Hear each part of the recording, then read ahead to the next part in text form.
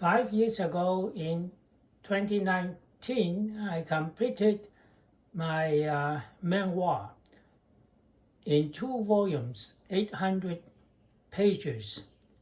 I have not heard any comment about the memoir until recently.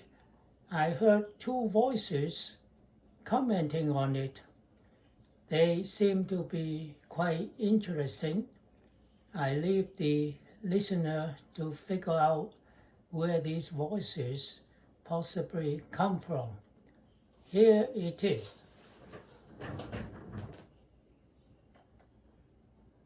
All right, buckle up because this deep dive is going to be something else. We're going way beyond the typical biography. Yeah. You handed us excerpts from this memoir, and wow, talk about a life jam-packed into some unbelievable times. It's wild how this isn't just like a highlight reel. This memoir throws us right into history, starting with his childhood in Japanese-occupied Hong Kong. You just don't get a first-hand look at that every day. No kidding. Right from the start, we're talking about him escaping by train as a kid. Yeah. His family got out just before the communists took over. Just before. Yeah, right under the wire. Yeah. Makes you think about what it takes to just leave everything you know behind, especially that young. And he doesn't shy away from how heavy that decision was. He mentions leaving his grandmother's behind in Guangzhou. Oh. Yeah, it's a small detail, but it really highlights the impossible choices people faced back then. It wasn't just politics, it was personal, you know? Absolutely. He doesn't just tell us, he makes us feel it. And you can tell this really stuck with him, the way he talks about his parents. So much respect. His dad especially seems like a huge influence. He talks about him staying up late, grading papers, being so meticulous. It's like that work ethic rubbed off on him. Makes you realize how much our environment shapes us, even in little ways. But it wasn't all serious. I loved hearing about his Saturday trips to Yuen Long. To watch American movies. Yeah. Can you imagine? Back then, just seeing a movie wasn't easy. It's like a peek into his fascination with the outside world, especially Hollywood. He mentions Jimmy Stewart, Gary Cooper, Audrey Hepburn, all the big names. Makes you wonder, did those films spark his own adventures later on? Right. It's like those films weren't just movies, they were a whole different life. And this is where things take a turn. Enter Mr. Cheng, the physics teacher who changes everything. It's really amazing how one person can have that kind of impact. And it wasn't just physics. It was Mr. Cheng's passion, how he made it all come alive, that really lit a fire under him. He went from an average student to totally obsessed, all because of this one teacher. Proof that all it takes is that right person to unlock something you never even knew you had in you. Speaking of which, let's follow him as he takes his love for physics all the way to Queen's University in Canada. Queen's University? Yeah, talk about a change of scenery. From Hong Kong to Queen's University, that's quite a jump. I can just picture this young guy, fresh off the plane, trying to handle a new culture in this tough academic program, and of course those Canadian winters. Oh, he definitely doesn't sugarcoat it. He talks about how hard it was to adjust to a totally different academic system, how demanding the engineering program was back then. I bet. Yeah, he even mentions struggling with this course called Introduction to Analysis. Oh, I'm sure a lot of us have been there. Right, that one class that makes you wonder what you signed up for. But see, that's what I love about this memoir. It's full of surprises. Like his summer job. What, did he get some fancy internship? Not even close. Try a nickel mining company in Lynn Lake, Manitoba. Whoa! Talk about a world away from Hong Kong. Yeah, so something about his adventurous side, right. And while that job was probably no walk in the park, he does mention one major perk. Let me guess, the amazing company cafeteria. Even better, he got to see the Northern Lights. Wow, now that's something else. Right.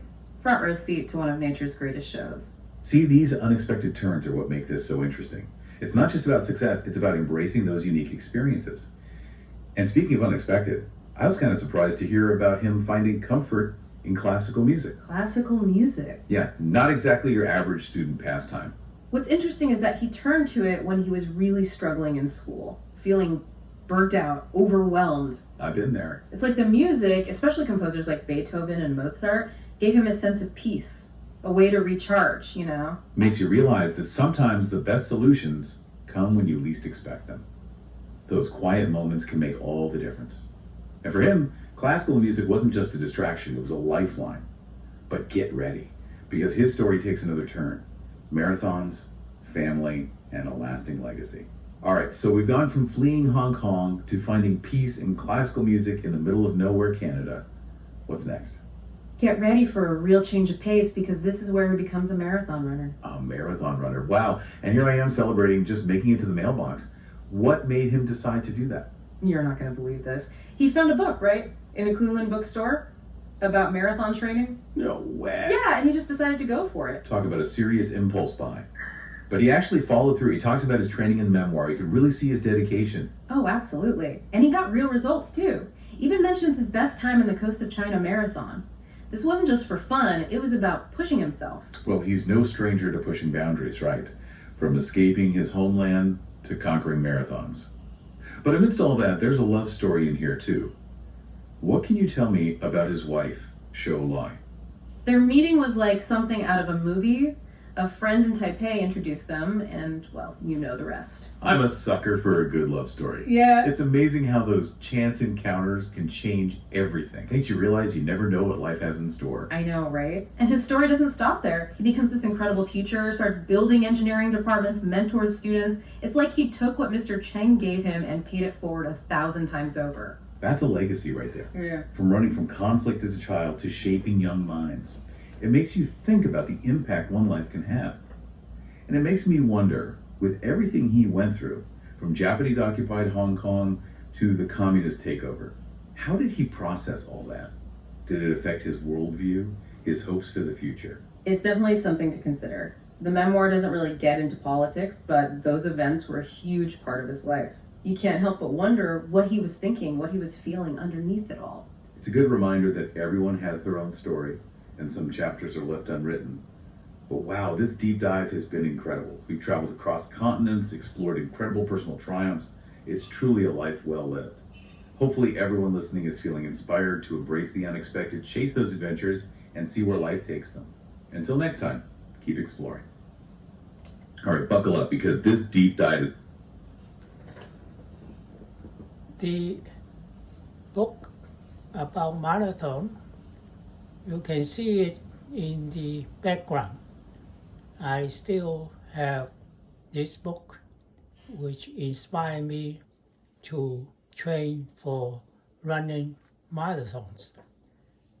Anyway, those two voices are quite incredible, and as I said, I leave it to the listener to figure out who they are and where they come from. Goodbye.